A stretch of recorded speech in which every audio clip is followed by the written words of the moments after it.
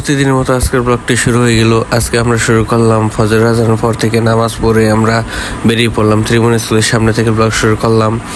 আর দেখতে দেখতে আমরা স্কাউটের রাস্তায় চলে আসলাম। সামনে দেখছেন খেলার মাঠ। খেলার মাঠটা আজকে দেখতে খুব সচ্ছল পরিষ্কার দেখতে লাগছিল, এরকমই যাই বলেন আপনারা, দেখতে আজকে অনেক পরিষ্কার লাগছিল। আর এই পাশে দেখেন সূর্য উঠেছে, কত সুন্দর দেখা যাচ্ছিল। দেখতে দেখতে আমরা ব্যায়াম শুরু করে দিলাম। প্রতিদিন তো আর ব্যায়াম দেখানো হয় না, আজকে দেখালাম মাঠের ভিতরে। ফোনটা আমরা মাঠের নিচে রেখে ব্যায়াম শুরু করি। একটু রেস্ট নিলাম, আবার ব্যায়াম শুরু করলাম। দৌড় পারছি আমরা মাঠে আসি মূলত দৌড়ানোর জন্য। দৌড়ানো শেষেও মানে আমাদের ওয়ার্ম আপ শেষ হলে আমরা বাসায় চলে আসলে তারপর আমরা আবার ডাম্বেল দিয়ে কিছু ব্যায়াম ট্যায়াম করি। আর কিছু ঘরোয়া ব্যায়াম আছে সেগুলো করি। টুকটাক এক্সারসাইজ করতেই থাকি শরীরটাকে ঠিক করার জন্য।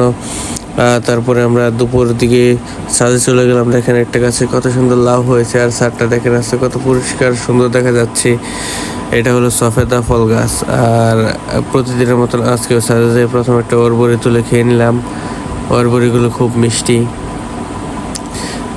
আর দেখছেন তো গাছগুলো, আর এই গাছে ফুল আসছে। এটা হলো কামরাঙ্গা গাছ। আর কলা গাছে তো কলা প্রতিদিন দেখাচ্ছি।